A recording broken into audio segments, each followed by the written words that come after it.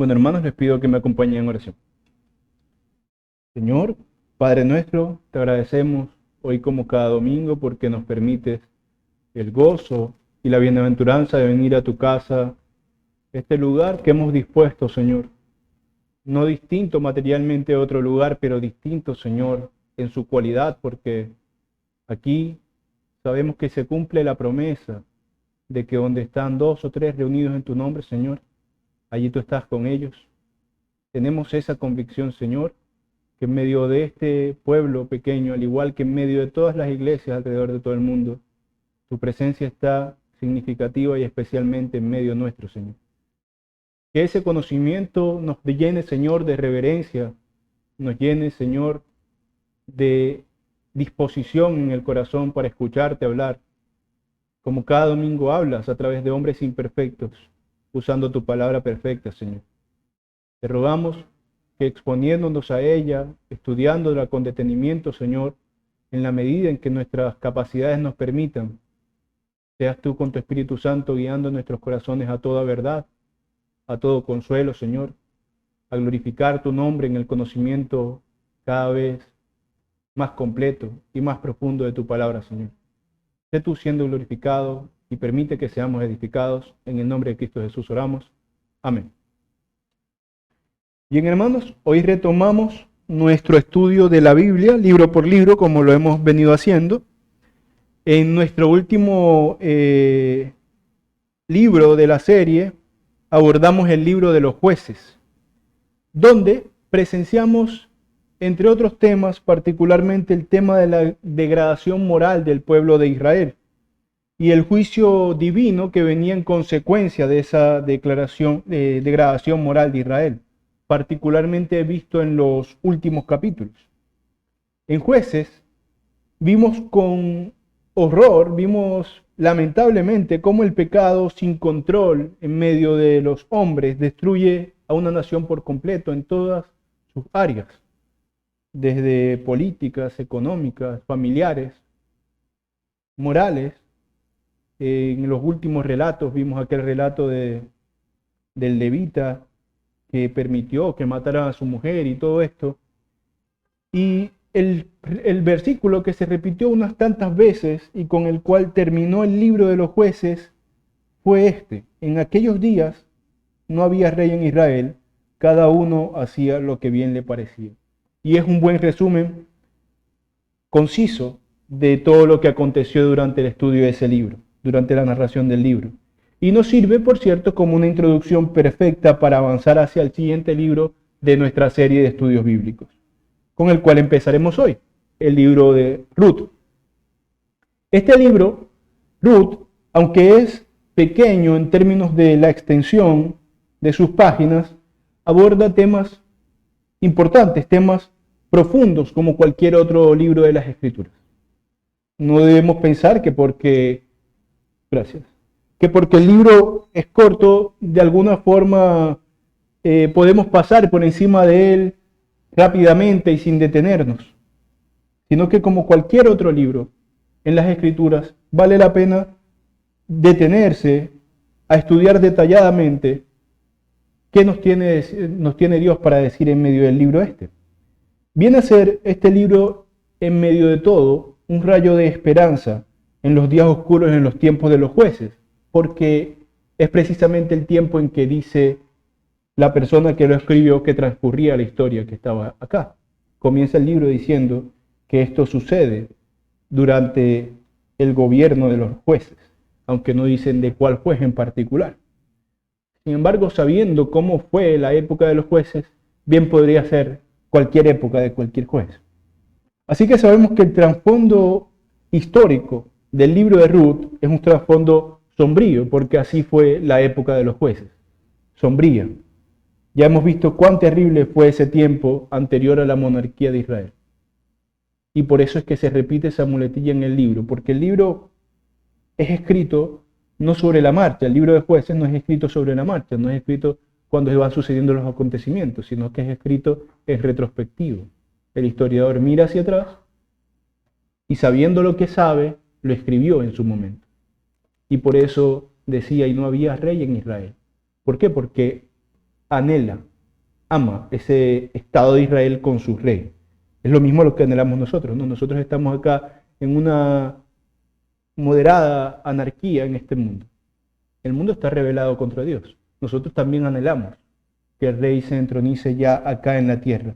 De alguna forma estos libros, tanto Ruth como Jueces también, se escriben mirando hacia atrás e identificando el problema material que tenía Israel en ese momento.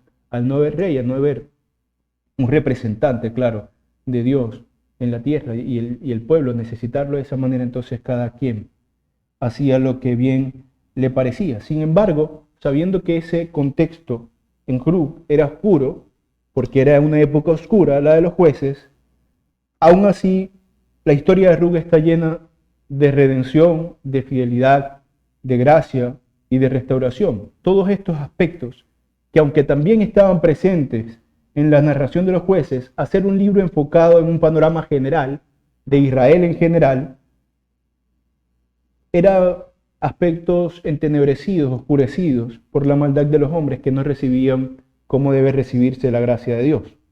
De los hombres que eran desobedientes, que cada vez que Dios volvía a acercarse a ellos, los perdonaba y entraban en renovación de su relación, caminaban bien por un poco tiempo y nuevamente volvían a darle la espalda a Dios.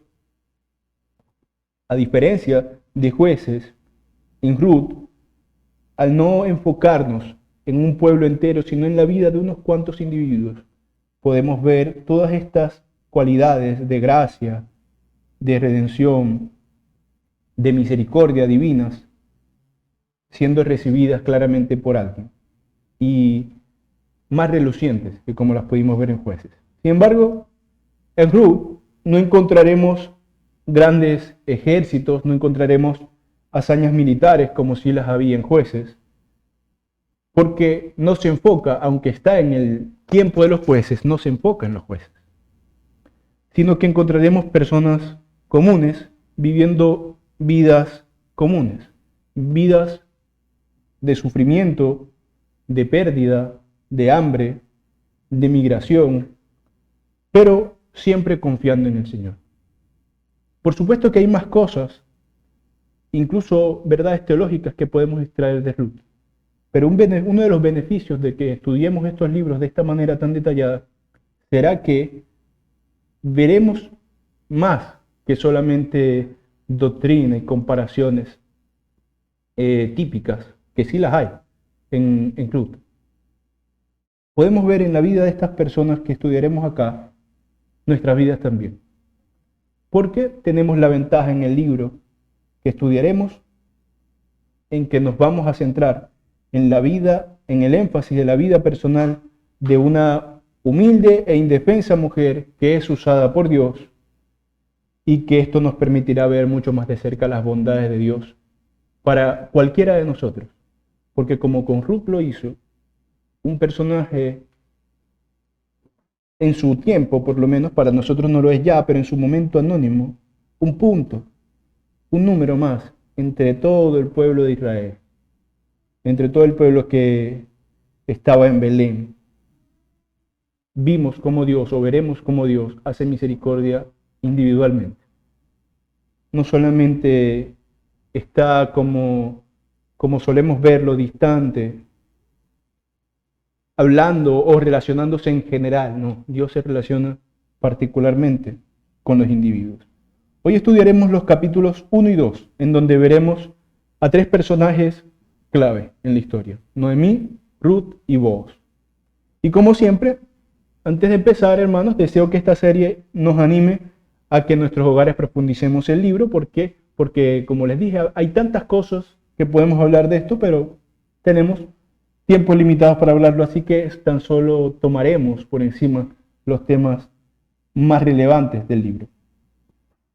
En este libro, el enfoque, aunque veremos ciertas situaciones políticas, realmente está en la forma en que Dios se relaciona con los hombres en medio de la aflicción cotidianamente. ¿Por qué cotidianamente?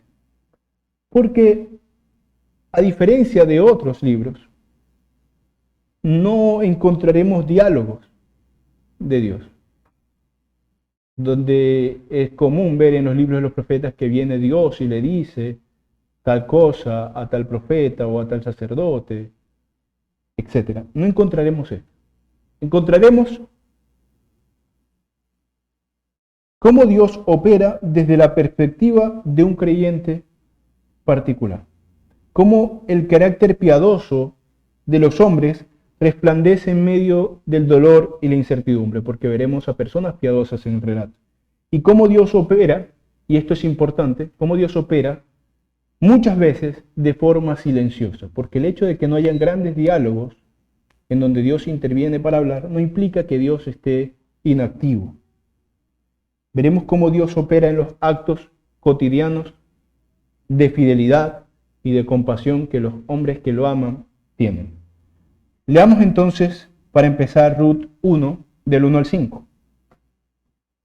Ruth 1, del 1 al 5 dice: Aconteció en los días que gobernaban los jueces, que hubo hambre en la tierra, y un varón de Belén de Judá fue a morar en los campos de Moab, él y su mujer y sus 2 hijos. El nombre de aquel varón era Elimelec, y el de su mujer Noemí, y los nombres de sus hijos eran Malón y Kelión, efrateos de Belén de Judá. Llegaron pues a los campos de Moab y se quedaron allí. Y murió Elimelec, marido de Noemí, y quedó ella con sus 2 hijas, los cuales tomaron para sí mujeres moabitas. El nombre de una era Orfa y el nombre de la otra Ruth, y habitaron allí unos 10 años, y murieron también los 2, Malón y Kelión, quedando así la mujer desamparada de sus hijos y de su marido. El primer elemento que quiero tratar en esta historia, que podemos abstraer de este pequeño relato, es la aflicción individual.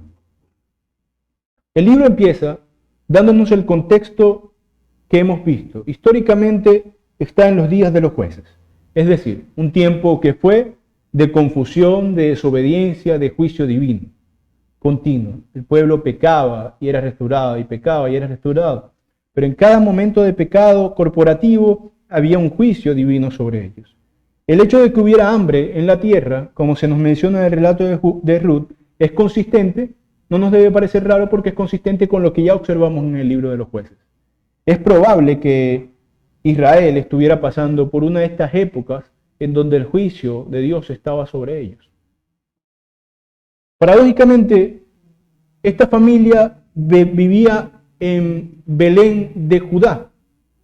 Habían 2 Belén, Belén de Zabulón, Belén de Judá. Belén de Judá era conocida como Belén Efrata o Belén casa de pan. Ellos eran efrateos, o sea, eran los propios de las casas de pan. Y estaban pasando por este momento de hambre. Y cuando pasan por el momento de hambre, lo primero que se le ocurre a la cabeza de esta familia, Elimelec, es migrar a Moab. Que esto, aunque podría ser una decisión cualquiera, migró para tener más dinero, en realidad puede verse en el relato como un acto de desobediencia. Los moabitas, como sabrán, era una nación pagana, una nación enemiga de Israel y una nación a la que Dios le ordenó a los israelitas que no debían mezclarse con ellos, porque eran enemigos de Dios. Moab, recordarán que es el fruto, la descendencia de los hijos de Lot con sus hijas. O sea, son producto de incesto.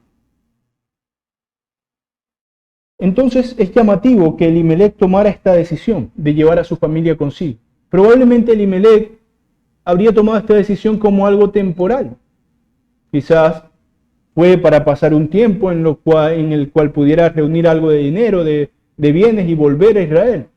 Pero Elimelec, siendo hombre como todos nosotros, que no conoce el tiempo de sus días, murió allá, dejó a sus hijos allá, y sus hijos no solo permanecieron, porque finalmente ellos tenían la carga de su madre, tenían que sostener a su madre, no solo permanecieron trabajando allá, sino que además se casaron con mujeres paganas. El relato no demora en mostrarnos la tragedia que sucedió con esta decisión. De hecho, así empieza el libro, no nos habla mucho acerca de estos hombres. El libro no se trata sobre Elimelech, Malón y Kelión, se trata sobre Ruth y Noemí. Bueno, y vos también. El relato nos muestra rápidamente la tragedia que sucede por esta mala decisión. Elimelech muere y deja viuda a su mujer Noemí.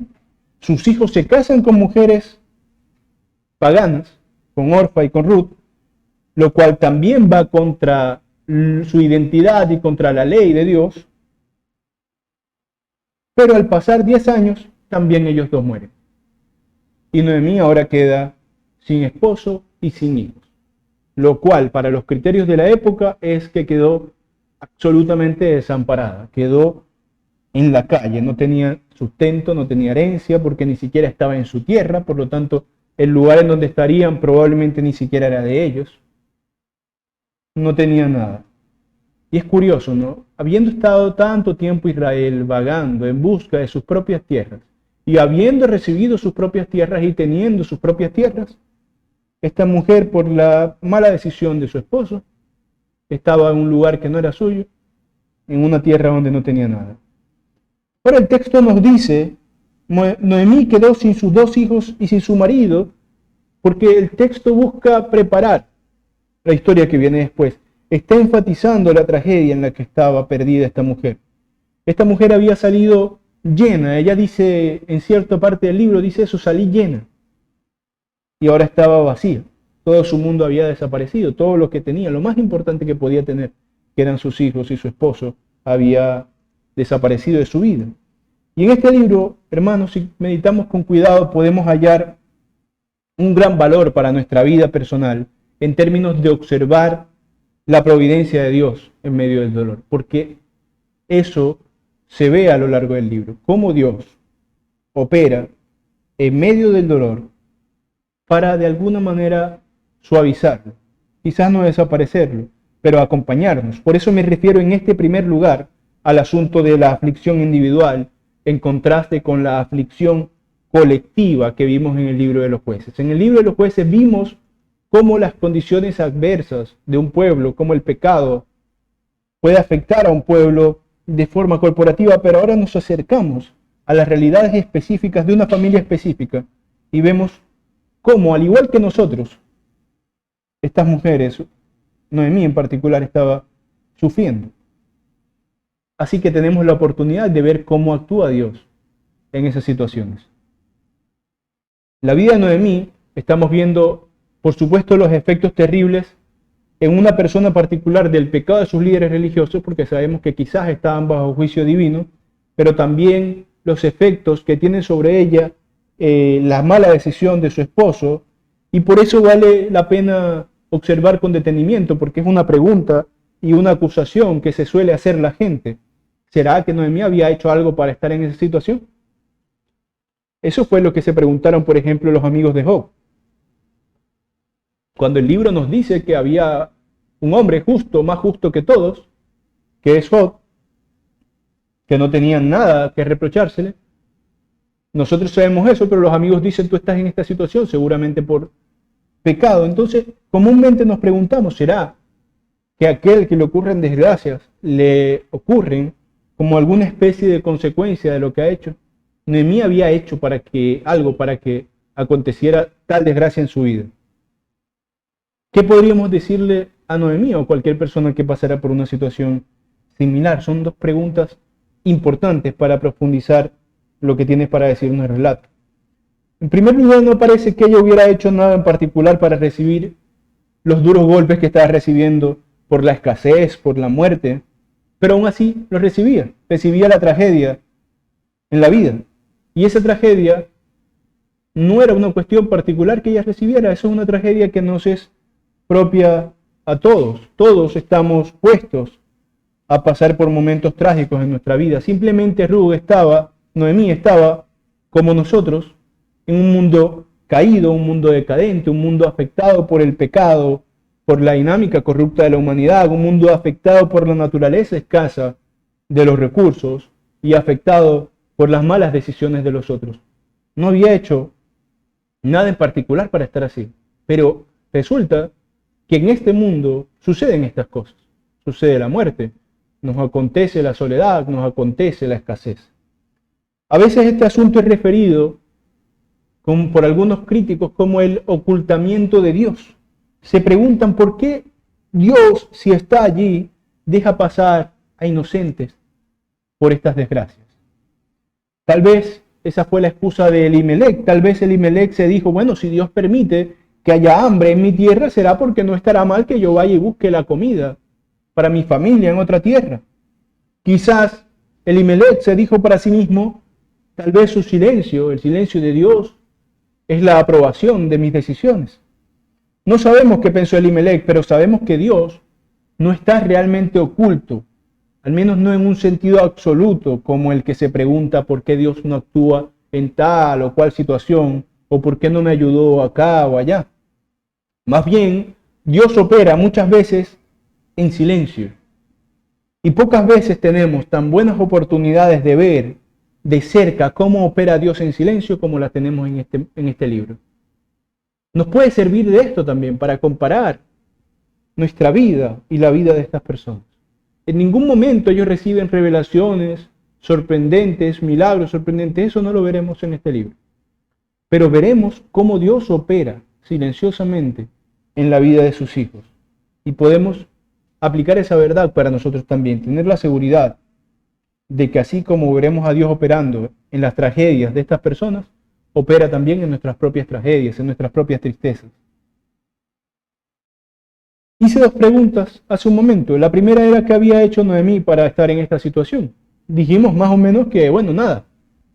Y la segunda es qué palabras podríamos decirle a Noemí, o más bien qué palabras podríamos decirle a cualquier persona en esta situación particular, en la cual se sabe, se supone, se presume que no ha hecho nada para estar en ella, pero aún así está en ella. Convendría decirle, bueno, Noemí, no es culpa tuya, pero es culpa de tu esposo. Ahora este es tu castigo, lo cual es cierto en el contexto en que estamos viendo. Pero aunque sea cierto, es conveniente para esta mujer que está padeciendo la tristeza de la viudez, de haber quedado sin hijos y sin sustento, decirle, bueno, aguántate lo que te toca. Probablemente no sería conveniente hacerlo. Más bien, un acto cristiano sería orar por ella, instarla a confiar en el Señor, pero también, y esto es importante, extender misericordia con ella. La misericordia que necesitaba en ese momento, por ejemplo, era misericordia material, no tenía sustento. Ese sería el acto correcto ante estas cosas. Y veremos ejemplos de cómo se debe actuar correctamente en esto en este libro. Pero nos sirve también de aplicación personal. Cuando nos enfrentemos a la tragedia, ya no la nuestra, sino la tragedia ajena, pocas veces es conveniente señalarle al que la sufre los motivos por que hemos indagado y que hemos observado por lo cual la sufre. Bueno, yo creo que tu tragedia se debe a esto, aquello y lo otro. Buenas tardes, nos vemos otro día. No, sino hacer misericordia. Esa debe ser nuestra actitud ante la tragedia ajena. Hacer misericordia para que el dolor no desaparezca, pero sea más llevadero. Ante la aflicción individual, que es lo que estamos viendo, hace falta también entonces la misericordia individual.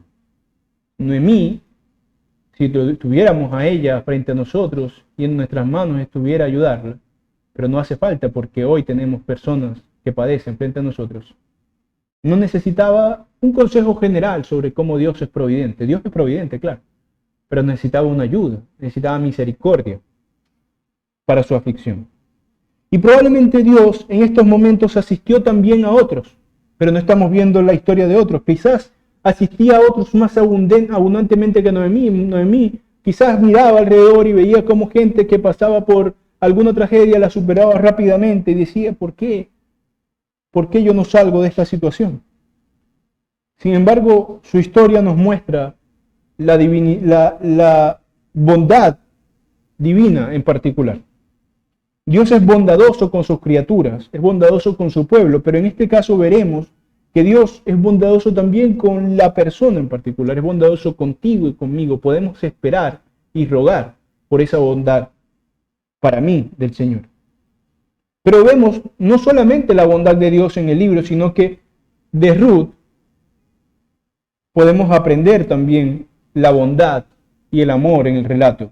Porque en medio de la aflicción de Noemí, que estaba llena de amargura y en un acto de buena voluntad, le dice a sus dos nueras que, bueno, se devuelvan a donde sus familias, porque pues ella no le va a dar más hijos para que las desposen, ellas también quedaron desamparadas, que vayan a su familia a ver si se pueden casar otra vez y tener sustento, porque ese era el orden social del momento.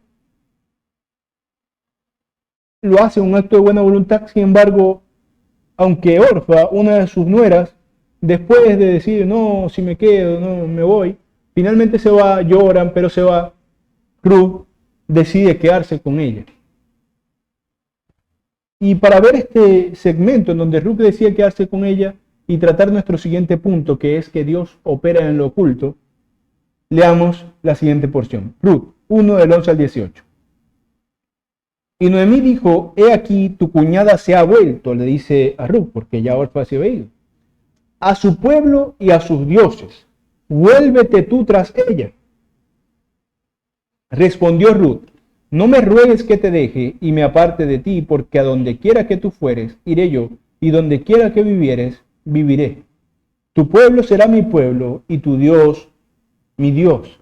Donde tú murieres, moriré yo, y allí seré sepultada. Así me haga Jehová, y aún me añada, que solo la muerte hará separación entre nosotras dos.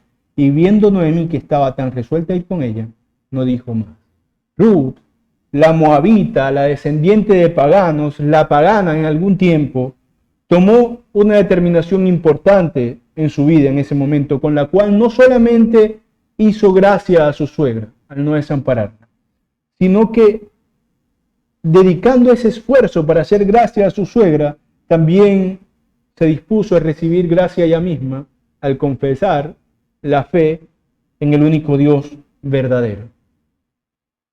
Ella dice, tu Dios será mi Dios. Esta mujer, moabita, pagana, actuó piadosamente y se convirtió al verdadero evangelio, al verdadero Señor. Entonces, hermanos, aún si Dios parece oculto, tal vez podemos pensar que lo está en algún sentido ante los humanos, aunque parezca oculto. El estar oculto no implica que esté Dios en reposo. Juan 5, 16 al 17 dice así, cuando criticaban a Jesús por obrar el día de reposo. Por esta causa los judíos perseguían a Jesús porque hacía estas cosas en sábado. Pero Jesús les respondió, mi Padre hasta ahora trabaja, también yo trabajo. El descanso, hermanos, es una cosa para los hombres, no para Dios. Dios no se detiene. Entonces, ¿de qué nos sirven estas pequeñas verdades teológicas? En saber que aunque parece oculto, el ocultamiento divino es un problema de nuestra percepción y claro que nos afecta. Pero detrás de eso, detrás de nuestro sentimiento al respecto, está la verdad y la seguridad de que no se detiene nunca Dios de hacer misericordia. Nunca Dios se detiene de trabajar. El salmista diría, no se dormirá el que guarda a Israel.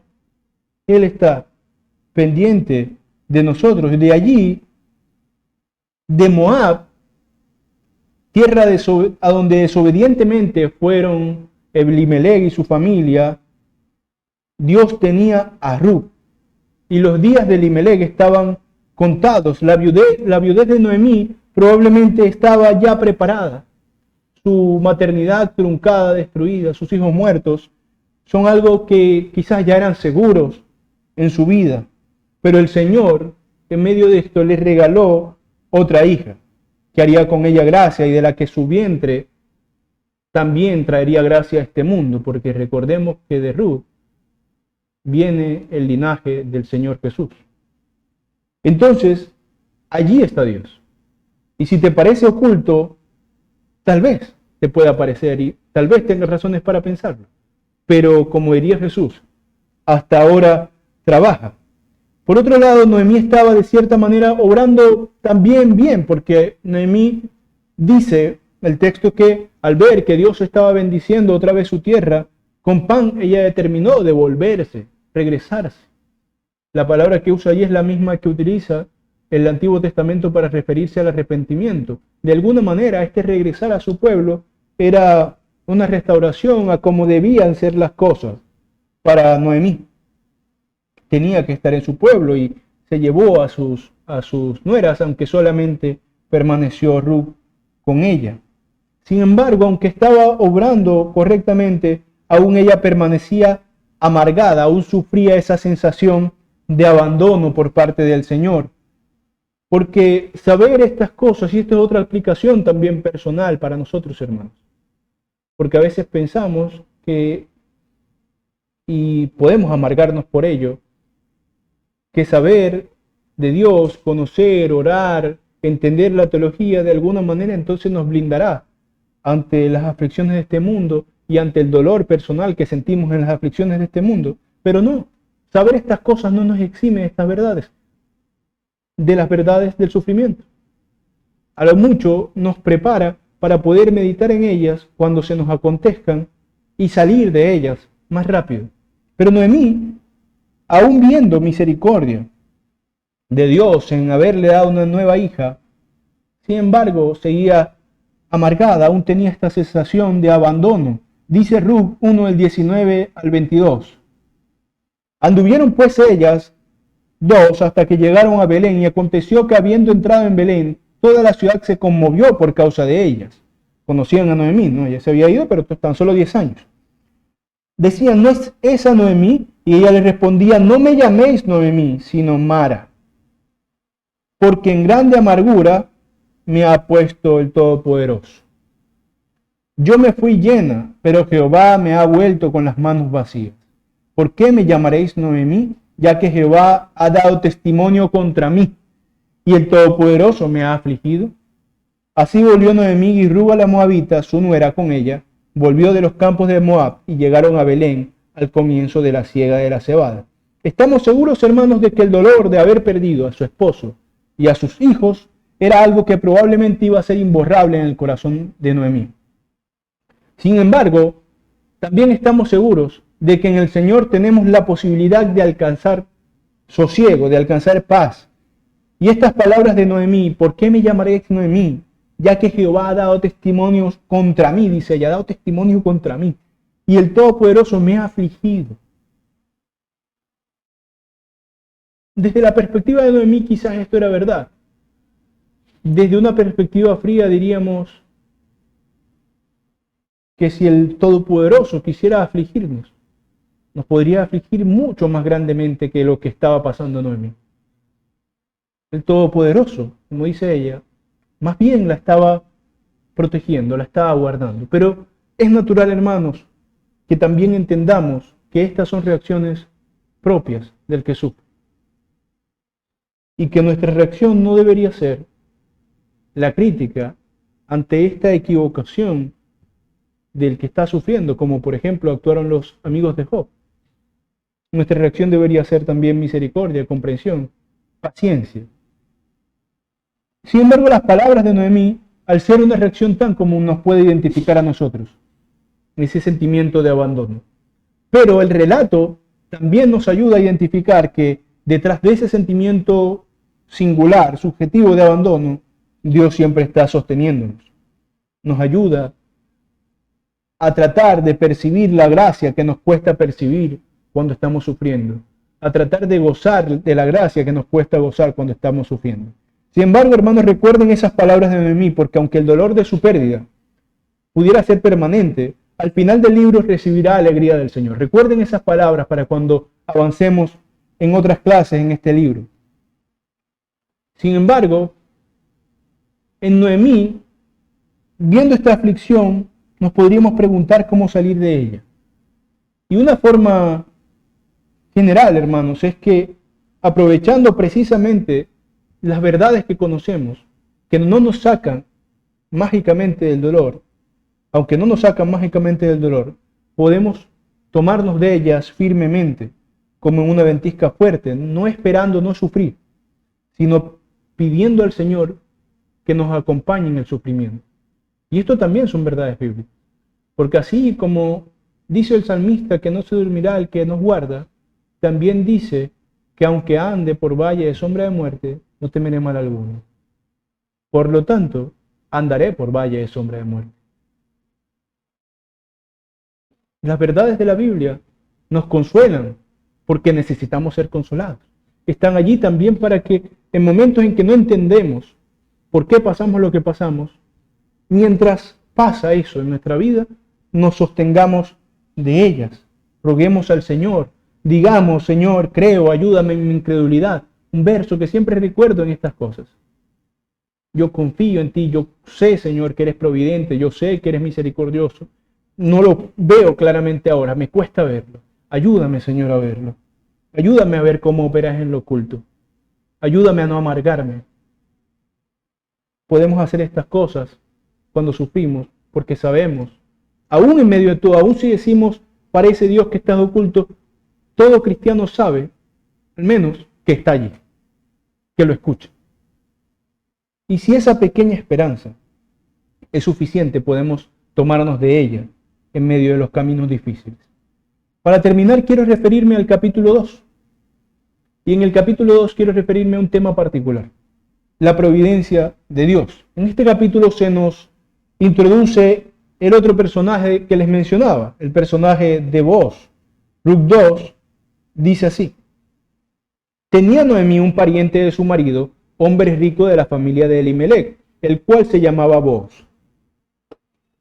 Y Ruth, la moabita, dijo a Noemí: te ruego que me dejes ir al campo y recogeré espigas en pos de aquel a cuyos ojos hallaré gracia.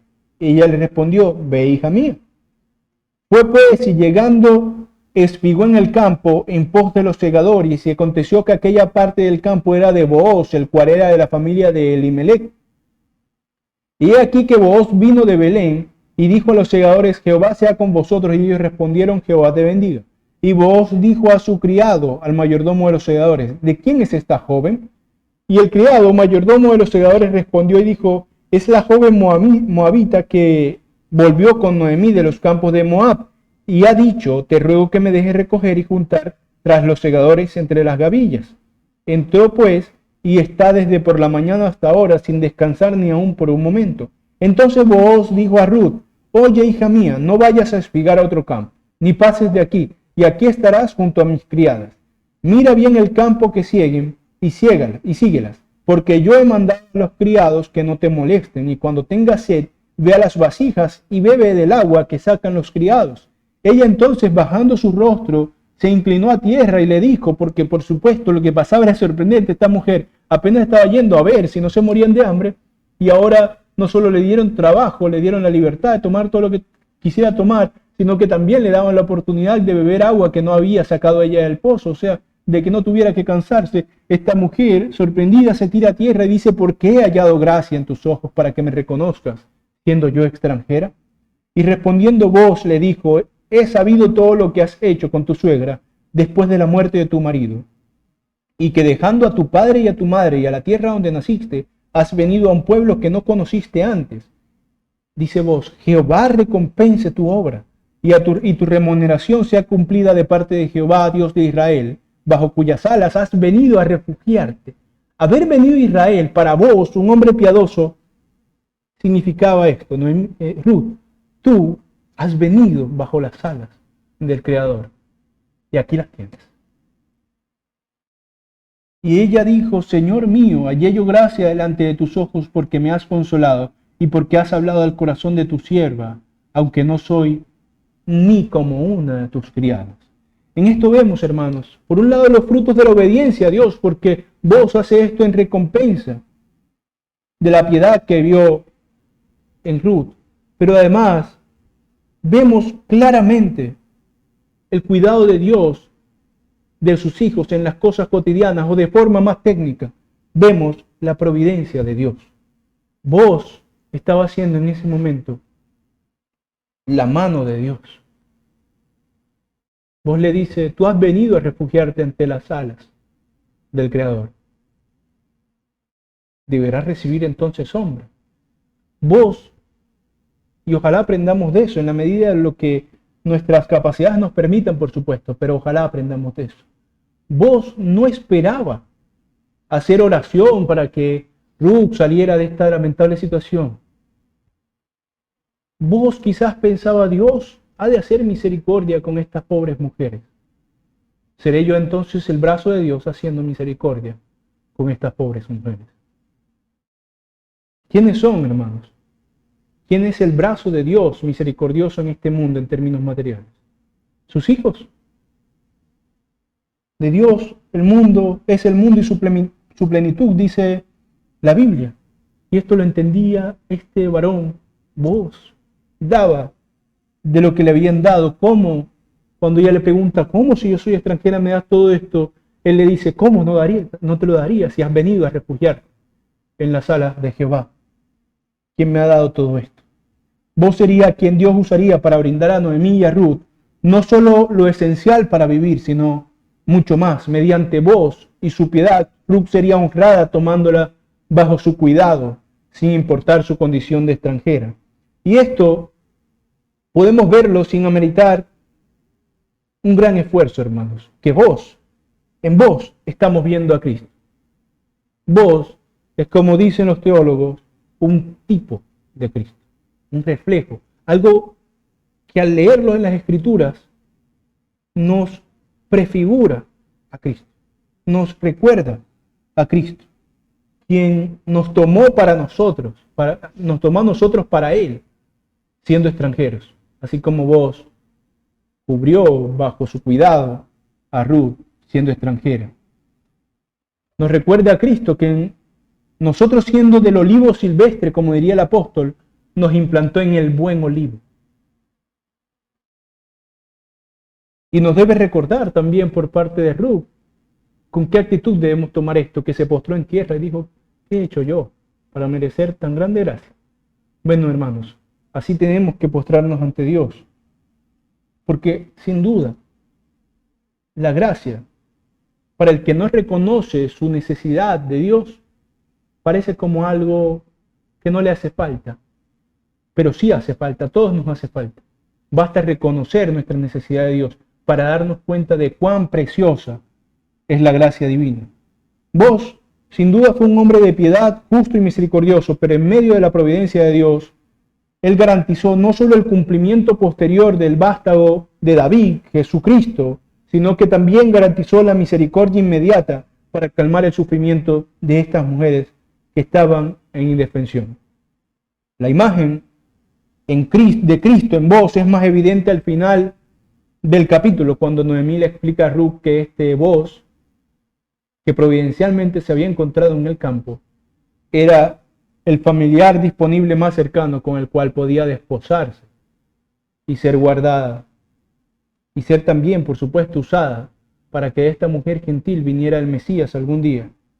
Eso se profundizará en otro estudio, por supuesto. Para terminar, hermanos, quiero hacer un resumen de lo que hemos visto hoy. Hemos visto cómo la historia de redención de Dios avanza, incluso en medio del dolor, de la pérdida y de la incertidumbre, porque cada una de estas cosas estaba obrando para el mejor bien de estas mujeres, pero también para el posterior nacimiento del Mesías. Hemos visto cómo Dios, en medio de la incertidumbre, hace misericordias a las vidas de cada uno por sus nombres. No en general, la misericordia de Dios no es una cosa abstracta, sino que la hace con cada individuo, a cada persona, la llama por su nombre. Noemí pasó de la amargura a la esperanza. Ruth pasó de ser una extranjera y una pagana a ser acogida bajo las alas de Jehová, a ser creyente, fiel y salvada. Vos es usado como instrumento de redención, y por detrás de todos estos actos humanos está Dios, que aunque parezca ante nuestros ojos algunas veces oculto, siempre está guiando cada circunstancia, como dice Jesús. Hasta ahora, hermanos, hasta ahora, en este momento, Dios está trabajando. Y en Ruth podemos ver la fidelidad que Dios tiene con las personas que le son obedientes. Podemos ver que la fidelidad y la piedad no son inútiles.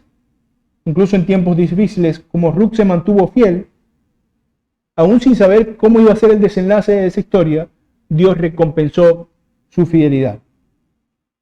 Dios no necesita ejércitos, sino que basta con una viuda aquí, una extranjera allá, un carpintero y una virgen, y trae la salvación al mundo. Espero sinceramente que esta historia y bueno, lo que queda de ella para la próxima clase nos ayude a reflexionar en el suelo, es decir, en nuestra vida práctica, cómo el Señor opera en lo más insignificante ante nuestros ojos, en lo que nos parezca más insignificante en nuestras vidas, cómo Dios opera para conseguir sus propósitos más grandes, pero también para hacernos bien a nosotros individualmente, aun si nosotros no lo vemos. Oremos, hermanos, y si hay preguntas o aportes después de la oración. Señor y Padre Celestial, te damos infinitas gracias por tu misericordia, por tu cuidado, Señor, de tus hijos, de tu pueblo. Te damos infinitas gracias por tu provisión, porque tantas cosas que pasamos por alto, nos las das cada día, Señor. Nos das pan en nuestra mesa, mucho o poco, Señor, no permites que desfallezcamos. Nos das sustento de la vida, Señor, das lluvia sobre nuestros campos, das sol sobre nuestras plantas, Señor. Te damos gracias, porque sabemos que eres un Dios providente, amoroso, bondadoso y misericordioso. Y te rogamos, Señor, que nos ayudes a tener ojos iluminados, que puedan ver, Señor, como obras en medio de la dificultad, que puedan ver detrás de esa afirmación de que estamos seguros de que todas las cosas ayudan a los hijos de Dios para bien, que podamos no solo saberlo y creerlo, sino verlo, Señor. Que estemos con oídos atentos a tus palabras y ojos despiertos a tus obras, Señor. Porque solo, Señor, tomándonos fuertemente de la seguridad de que eres un Dios providente, podemos tener algo de paz en este mundo defectuoso, Señor. Entre tanto, te rogamos, Señor, que aumentes nuestra fe y nuestra devoción por ti. En el nombre de Cristo Jesús, sé tú glorificado. Amén.